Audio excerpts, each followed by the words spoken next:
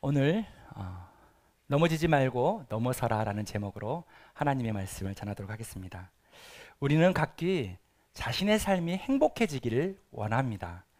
그리고 삶에서 목표하는 것들이 꼭 성취되었으면 하는 그 성공의 바람이 있습니다. 경제적으로나 심리적으로 마음의 안정을 찾고 싶어 합니다. 뿐만 아니라 하루하루가 즐겁고 평안하고 안정된 삶, 평화로운 삶을 살기를 원합니다. 우리의 마음이 이렇게 자유롭고 또 행복을 강구하는 이런 마음들이 생기는 것은 왜 그럴까요? 왜 자유롭게 활동하고 싶고 어떤 제약을 벗어나서 새로운 것들을 하고 싶고 이런 기대가 우리 안에 있을까요? 그것은 바로 하나님께서 우리를 자유롭고 행복하게 사는 존재로 만들었기 때문입니다. 우리의 마음이 이렇게 자유로운 소망이 있는 것은 우리의 욕심이 아닙니다. 꿈꾸면 안 되는 그런 욕망들도 아닙니다. 하나님께서는 우리가 자유롭고 행복하게 살기를 바라시고 우리를 세상 가운데 만드시고 보내셨습니다. 여러분, 창세기를 가장 많이 읽어본 성경이잖아요. 근데 창세기 1장, 2장만 읽어봐도 하나님이 우리가 어떻게 살기를 원하는지를 분명하게 알 수 있습니다. 창세기를 읽어보면 하나님께서는 우리가 자유롭고 평화롭고 또 안정된 삶을 살기를 원하십니다. 하나님께서 태초에 에덴 동산에서 사람을 만드시고 심히 좋았다라고 말씀하셨죠. 그리고 그 사람에게 모든 것을 자유롭게 다 허용하셨습니다. 그리고 사람이 살 수 있는 최적의 조건을 만들어 주셨어요. 너무나도 아름다운 강이 흘렀고요. 그 강을 따라 4개의 강줄기가 흘렀습니다. 모든 나무 실과를요, 언제든지 먹고 싶을 때 다 먹을 수 있었어요. 1년 360일 항상 인간이 살 수 있는 최적의 온도, 환경이 주어졌습니다. 모든 동식물들을 다스리는 권세가 주어졌어요. 그 어떤 동물도 식물도 사람을 위협하지 못합니다. 전염병 없어요. 어떤 두려움과 걱정도 없었어요. 사람은 너무나 자유스러웠어요. 주 52시간 근무하지 않아도 됐습니다. 하늘의 궁창, 땅의 바다, 너무나 아름다운 환경이 사람들에게 주어졌어요. 그런데 이렇게 자유롭고 평화로운 삶 가운데 어떤 제약이 생겼어요. 그 제약이 생긴 것이 죄 때문입니다. 여러분의 삶 가운데 만약 어떤 시간과 돈의 제약이 없다면, 여러분 자유롭게 마음껏 할 수 있다면 어떤 것을 하고 싶나요? 여행을 가고 싶나요? 가방을 사고 싶나요? 여러분 하고 싶은 게 정말 많을 거예요. 지난주에 사우디아라비아의 황세자가 한국에 방문했어요. 빈 살만이죠. 우리의 재산보다 조금 많아요. 2,800조. 우리나라 한 해 예산이 630조 정도 되거든요. 그러니까 우리나라 경영을 할 수 있는, 살림을 할 수 있는 그 예산의 4배가 넘는 재산을 갖고 있는 비공식 전 세계의 최고의 부자입니다. 그런데 그 빈살만이 한국에 와서 자기 나라에 거대한 스마트 도시를 만드는데 우리나라의 협력이 필요해서 우리나라에 온 거예요. 그래서 롯데월의 호텔에 400호실을 예약을 하고, 그것도 2주 동안 하루에 2천만 원이 넘는 방을 빌려서 자기가 거하고, 막 200대가 넘는 고급 승용차가 호위하고, 그렇게 한국에서 있다가 한 하루 정도 있다가 우리나라를 떠났습니다. 수많은 계약을 하고 떠났어요. 여러분, 그런데요, 생각해 보면 우리는요, 빈살만보다 더 자유로운 사람이에요. 빈살만보다 더 능력이 있는 사람이에요. 빈살만이 그 별명이 뭔지 아세요? 미스터 에브리띵. 모든 게 가능한 남자. 우리 자매들 모든 게 가능한 남자 만나고 싶어요? 3사람이 고개를 끄덕였어요. 그런데 여러분, 하나님께서 태초에 에덴 동산에 사람을 만드시고 거기에 두실 때는요, 모든 게 가능한 남자, 모든 게 가능한 여자로 에덴 동산에 두셨어요. 아무런 제약이 없었어요. 그런데 에덴 동산에 죄가 들어오고 난 이후부터 하나님이 먹지 말라고 하는 선악과를 먹은 후로 모든 게 가능했던 사람이 모든 게 불가능한 사람이 되었어요. 선악과를 그 에덴 동산에 둔 것은요, 다른 의미가 아니에요. 그냥 너 모든 걸 자유롭게 다 누리고 모든 걸 다스려. 나를 대신해 세계를 통치하고 확장하고 모든 걸 감당하고 청지기처럼 살아. 그런데 하나만은 기억해. 내가 너의 주인이야. 내가 너를 창조했어. 이거 하나만 기억하고 모든 걸 자유롭게 가능하도록 살아. 그런데요, 모든 걸 다 누릴 수 있던 아담과 하와가 그 선악과를 먹은 거예요. 그걸 먹음으로 나도 하나님처럼 되고 싶어서. 그래서 에덴 동산에서 쫓겨났습니다.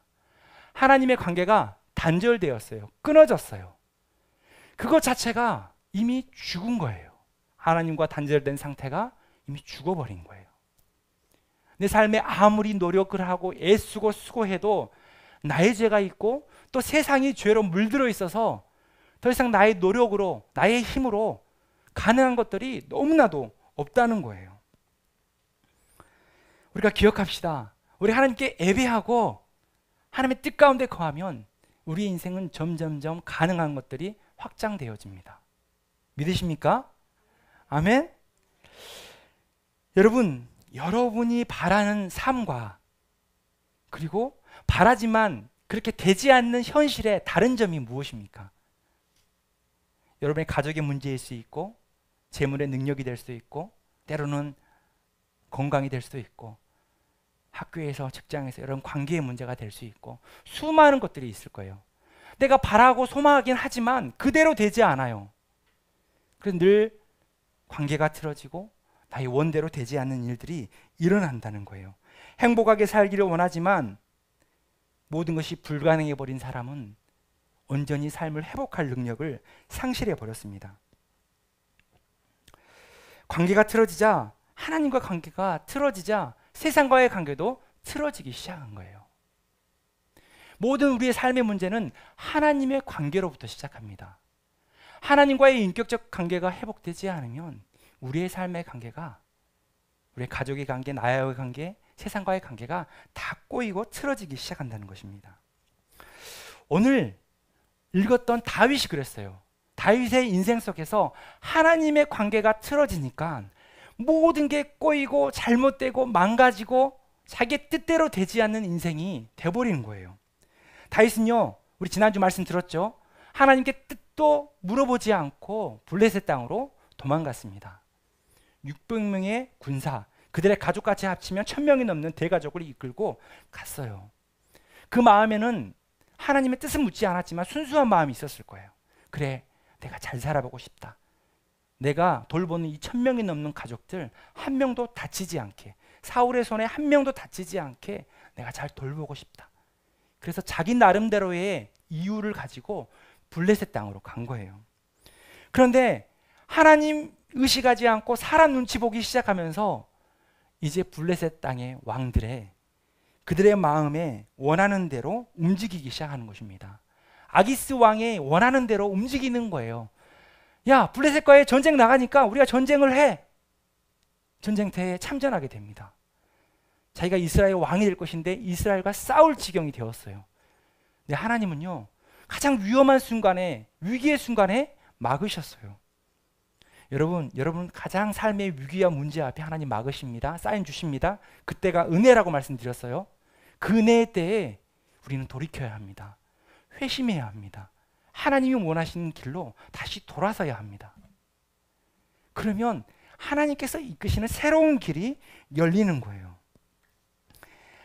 하나님께서 피할 길을 주셔서 다시 다윗과 다윗의 군사들이 시글락으로, 가족들이 머물고 있는 시글락 땅으로 다시 갈 수 있도록 인도해 주셨어요.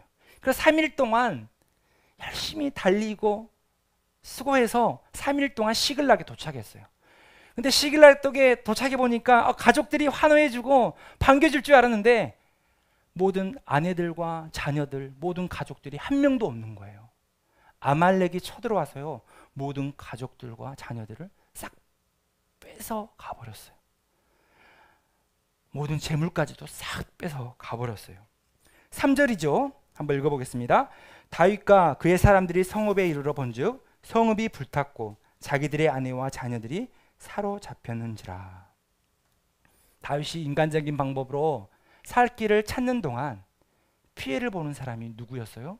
아내였어요. 가족이었어요. 여러분, 때로는 내가 애쓰고 수고하고 뭔가 잘해보려고 노력하는데 오히려 가족을 더 힘들게 할 수 있고, 내 형제자매를 더 힘들게 할 수 있고, 내 직장을 더 힘들게 할 수 있어요. 여러분, 애쓰고 수고하는데 나의 생각과 마음으로 결정했던 그것들이 나의 주변 사람을 힘들게 할 수 있다는 거예요. 이 상황이 벌어지자 다윗을 따랐던 600명의 사람들이요, 갑자기 돌변하기 시작합니다. 돌을 들기 시작해요. 다윗을 죽이려고 합니다. 이 사람들은 이렇게 하면 안 되는 사람이에요. 600명의 사람들은 원래 400명의 사람들로 시작했던 사람들입니다. 그 사람들은요, 원래 아둘람 굴에서 환난당하고 빚지고 가난하고 지쳐서 다윗에게 찾아온 사람들이에요. 마음 붙일 곳 없고 내 마음 거할 곳이 없어서 광야를 맴도는 다윗에게 온 거예요. 다윗이 그를 환대해 주었고요, 애기를 들어주었고요, 치료해 주고 회복시켜 주셨어요. 그리고 용기와 힘을 주었어요. 그때만 해도 다윗이요, 하나님을 의지하고 그 말씀으로 사람들을 치유할 때였거든요. 근데 그 사람들이 지금 뭐 하고 있어요? 다윗의 은혜를 입은 사람들이, 아무것도 쓸모없었던 사람들이 이제 정신적으로 마음적으로 회복한 그 사람들이 이제 다윗에게 돌을 듭니다. 여러분, 인간의 모습이 이렇습니다. 한순간에 인간은 돌변할 수 있어요.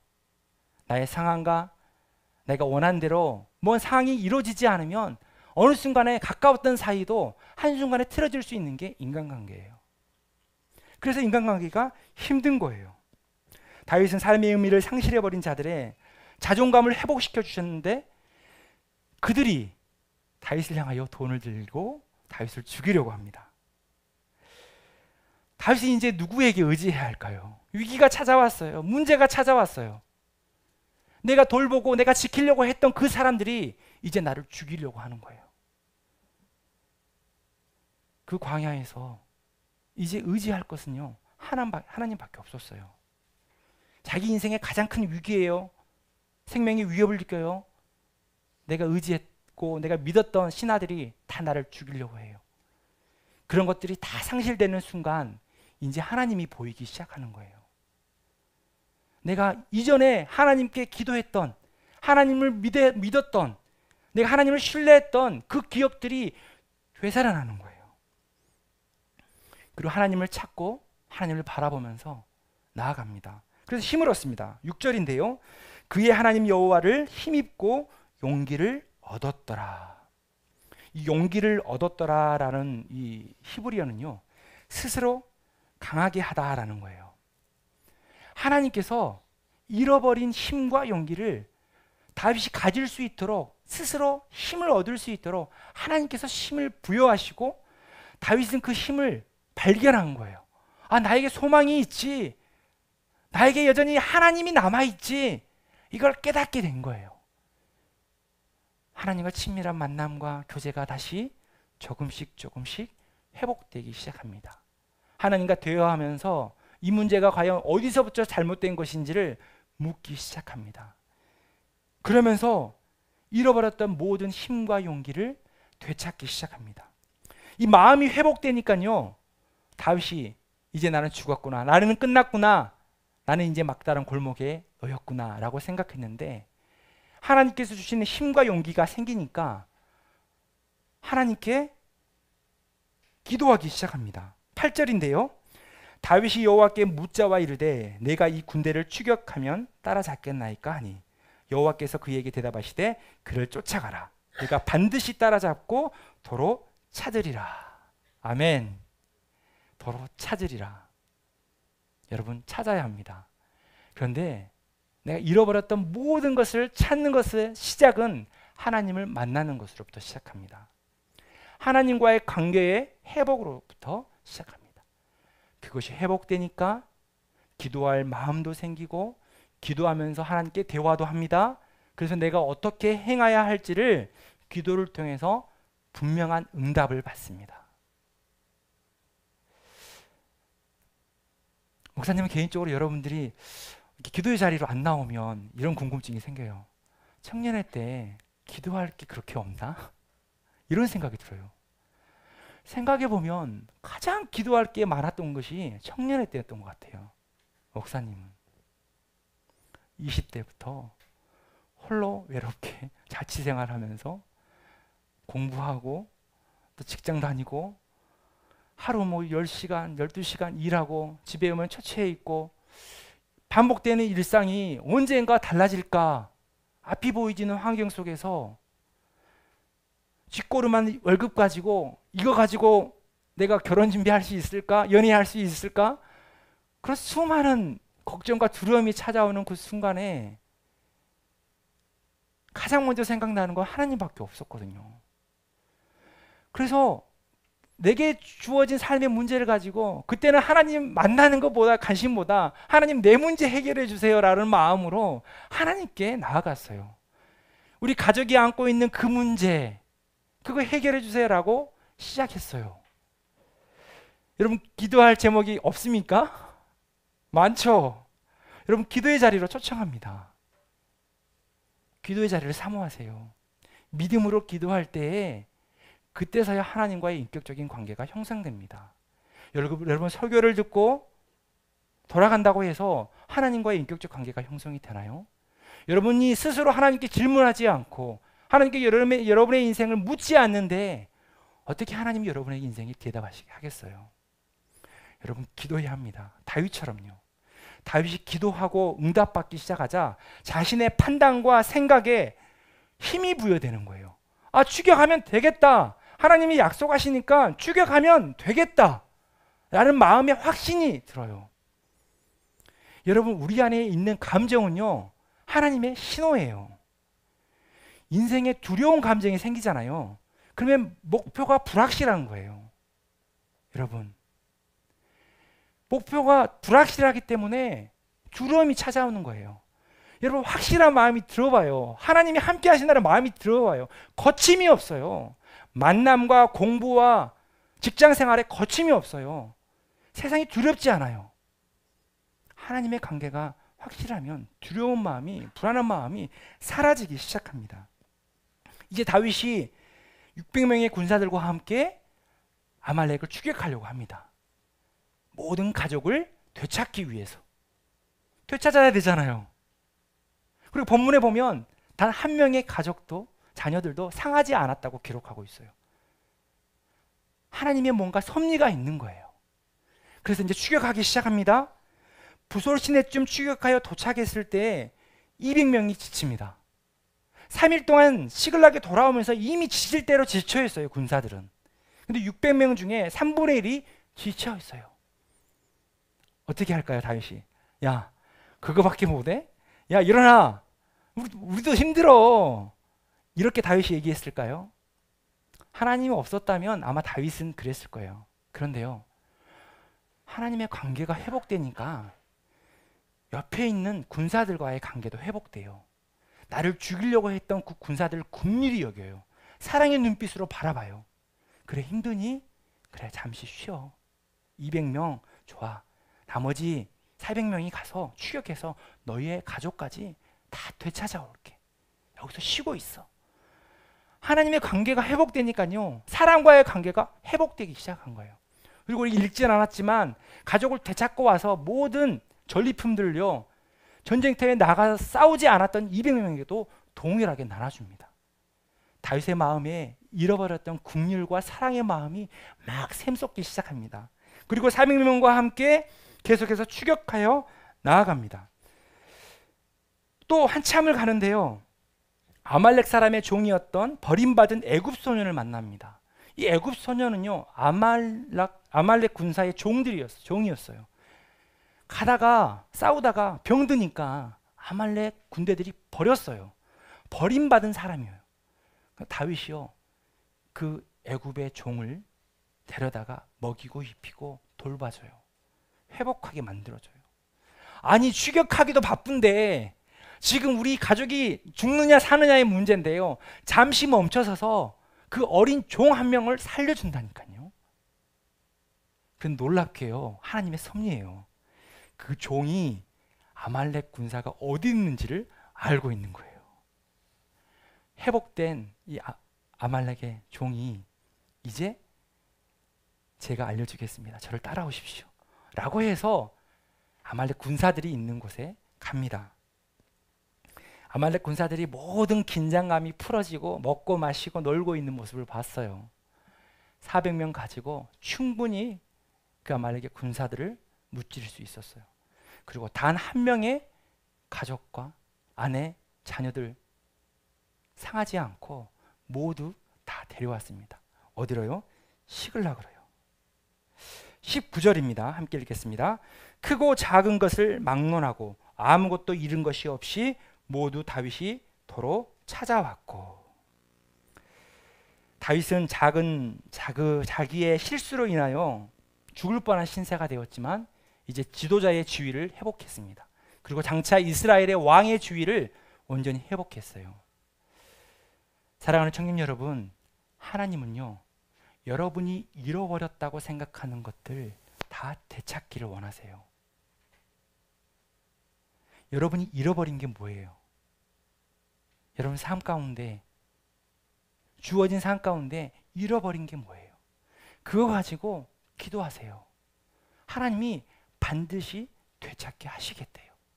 어떠한 방법으로 되찾게 하실지는 여러분이 기도해서 물어보세요. 그리고 기도해서 응답받고 확신 얻어서 확신 있는 행동과 말을 하세요. 그리고 그렇게 새로운 도전을 하세요. 하나님께서 그렇게 하기를 원하시는 거예요. 사무엘상 29장에는 가지 말아야 할 곳에 있음으로 말미암아 위기에 처했고 하나님이 다윗과 그의 백성들을 피난처로 인도해 주셨어요. 오늘 읽었던 30장에서는요, 소중한 가족을 잃어버리고 관계가 망가지는 상태에 있을 때 하나님은 찾아와 주셨고 홀로 외롭게 아무도 위로해 주지 않고 모두가 돌을 던지는 그 상황 속에서 다윗 가운데 찾아오셨어요. 그리고 그의 마음을 만지시고 그를 스스로 강하게 하였습니다. 우리도 마찬가지입니다. 우리의 삶의 문제와 고난과 여러 시험이 있다 할지라도 하나님은 결코 우리가 넘어지지 않기를 원하세요. 어떤 상황과 어려움 앞에서 그것을 넘어서기를 원하시는 거예요. 피하기도 원하지 않으세요. 그것을 뛰어넘고 반드시 해결하고 넘어가기를 원하세요. 왜? 우리의 삶에 주어지는 삶의 문제는요, 피한다고 해결될 문제가 아니기 때문에 하나하나 하나님께 묻고 기도하며 해결해야 합니다. 여러분이 원하는 삶과 삶에 다른 점이 있을 거예요. 우리의 삶의 현실은 자유롭지 못하고 여전히 불편합니다. 여전히 불만족스럽습니다. 안정된 마음보다는 불안과 두려움이 많아요. 기독 청년들에게 설문조사를 했어요. 여러분에게 설문조사를 했어요. 이런 질문을 한 거죠. 생활의 만족을 위해 무엇이 중요합니까? 근데 두 부리로 나눴어요. 생활의 만족을 위해서, 삶의 만족을 위해서, 행복을 위해서 무엇이 가장 중요합니까? 라고 질문을 했는데 두 부류의 청년들은 나뉩니다. 첫 번째 부류는요, 삶이 만족스럽지 않아요. 재미가 없어요. 싫어요. 그런 부류의 청년들이 있었고, 삶이 너무 만족스러워요. 행복해요. 자유해요. 즐거워요. 그런 청년이 있었어요. 근데 놀라운 게 설문 결과를 보면서 놀라운 발견을 했어요. 삶에 불만족스러운 사람의 첫 번째 이유는 뭐냐면 경제적인 부족이에요. 경제력의 부족. 지금 소유가 없다는 거예요. 돈이 없다는 거예요. 내가 살 집이 없다는 거예요. 내가 차가 없다는 거예요. 내가 예쁜 옷이 없고 화장품이 없다는 거예요. 그게 없어서 지금 내 삶이 불만족스럽대요. 뭐 학업, 뭐 그냥 이유 없이 재미없는 청년도 있네요. 10%. 그런데요, 이 설문조사를 하면, 반대로 하면 진짜 삶의 만족이 되고 행복이 되려면, 그렇게 느끼려면 경제력이 만족되면, 풍요로워지면 행복감을 느껴야 하잖아요. 그런데 청년들 중에 진짜 삶이 행복하고 만족스럽고 자유하고 기쁜 청년들을 반응을 보니까 첫 번째가 가족 간의 화목이었어요. 관계에 문제가 없는 사람. 그 사람이 행복하다고 응답한 거예요. 경제력은 13%밖에 안 되었어요. 이것이 무엇을 의미합니까? 우리의 삶에 관계적인 화목함이 없이는 결코 하나님께서 태초에 만들어 놓은 그 행복한 상황으로 갈 수 없어요. 지금 여러분이 가족에 머물고 있죠. 그런데 그 부모님과의 관계, 또 형제 자매의 관계, 그리고 앞으로 여러분들이 연애를 하고 결혼을 준비하겠죠. 이게 모든 게 관계예요. 여러분 관계를 위해서 기도하지 않나요? 여러분 앞으로 배우자를 위해서 기도하지 않아요? 개인적인 건데 저는 결혼을 위해서 10년을 기도했어요. 고3 때부터 10년 동안 수첩에 적어가면서 10년 동안. 왜? 그 부부관계, 그 결혼이라는 게 얼마나 소중한 건지를 주변 사람들을 통해서 느꼈기 때문이에요. 내가 어떤 사람을 만나느냐에 따라서 내 인생이 달라집니다. 여러분 기도하세요. 어리다고요? 아니에요. 예비하신 하나님의 은혜가 있어요. 이제 20살, 21살 먹은 청년들은 앞으로 10년 기도하세요. 그럼 30살 때 귀한 만남이 주어질 거예요. 기도할 제목이 너무나 많아요, 여러분. 여러분에게 주어진 모든 관계가 회복되는 그 순간이 행복한 순간이에요. 에덴 동산에서 아담과 하와는요, 관계의 틀어짐이 아무것도 없었어요. 하나님과의 관계조차 틀어짐이 없었어요. 우리가 죄로 인해 모든 게 불가능했다라고 얘기했죠. 그리고 이 세상이 죄로 물들어 있죠. 그래서 여러분들이 세상 가운데 관계 맺고 살아가는 거 정말 힘들어요. 학교에서, 직장에서 여러분이 기대한 만큼 좋은 상사가 있지 않아요. 여러분을 굴리고 힘들게 하는 상사도 정말 많아요. 그런데요, 그 상사도 사랑할 수 있어요. 관계가 회복될 수 있어요. 여러분을 미워하면 미워하는 사람일수록 여러분들이 더 가까워져야 돼요. 더 축복해줘야 돼요. 더 사랑해줘야 돼요. 그러면 그 관계 회복됩니다. 근데 가장 중요한 것은 뭐냐면 하나님과의 관계예요. 다윗을 보세요. 다윗이 그 위기와 문제와 생명의 위협 앞에 모든 관계가 틀어졌을 때 하나님의 관계가, 수직적인 관계가 회복되니까 수평적인 관계가 회복되었어요. 여러분, 수평적인 관계, 사람과의 관계가 아무리 틀어지고 힘들고 어려워도 여러분 스스로 해결할 수 없어요. 이것은 사람을 긍휼히 여기고 사랑히 여겨주시는 하나님의 마음이 내 안에 부어질 때만이 수평적인 관계가 회복되는 거예요. 그래서 먼저 수직적인 관계가 회복돼야 돼요. 하나님과 함께 이 수평적인 관계의 문제도 얘기할 수 있고 또 해결점을 기도할 수 있어야 돼요. 다윗이 그랬죠. 이 문제가 해결되니까 200명의 연약한 자를 돌보죠. 쉬게 하죠.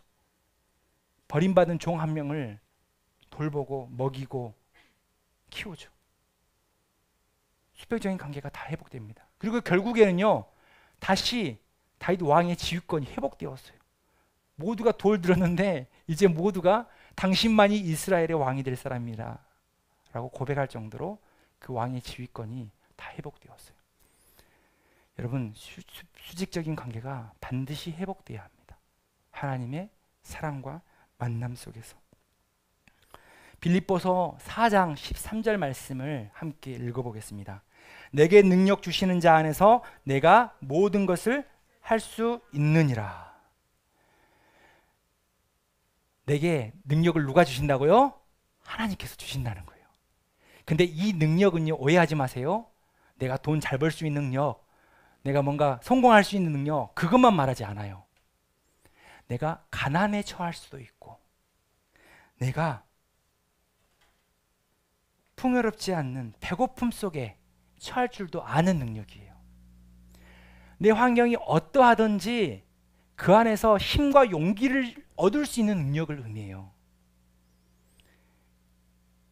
이게 그리스도인의 비결이라고 사도 바울은 얘기합니다. 그리스도인은요, 빈곤에 처해도, 가난에 처해도, 그리고 배고픔에 처해도 그 안에서 능력을 얻는데요. 소망을 얻는데요. 힘과 용기를 얻는데요. 그게 진짜 하나님께서 주신 능력이에요. 그리고 내가 풍요로울 때도, 내 삶이 순탄할 때도 하나님의 영광을 위하여 더 힘쓸 수 있는 능력이 우리 안에 부어진다는 거예요. 그게 하나님의 형상이 회복된 사람입니다. 지칠 때는 모든 게 끝난 것처럼 낙심하고 퍼져 있지 말고 그 상태에서 하나님께서 능력 주시는 그 음성을 듣기를 바랍니다. 하나님께서 여러분 한 명 한 명의 잃어버렸던 것을 기억하고 계십니다. 여러분이 그것을 붙잡고 하나님께 나와 기도하기 시작할 때 그것을 다 되찾게 하실 거예요. 이제 여러분은 어떻게 사시겠어요? 하나님과의 친밀한 관계를 회복하기 위해서 어떻게 살겠어요? 잃어버린 힘과 용기를 얻기 위해 어떻게 하시겠어요? 여러분이 잃어버린 것을 되찾기 위해 무엇을 하시겠어요? 여러분, 이 질문 앞에 내 삶으로, 기도의 시간으로, 말씀 묵상의 시간으로 전적으로 반응하면서 하나님께 확신을 얻고 믿음의 담대한 걸음을 나아가는 우리 모두가 되기를 소망합니다. 하나님께서 여러분에게 모든 것이 가능한 인생의 길을 펼쳐주실 것입니다. 다 함께 기도하기를 원합니다.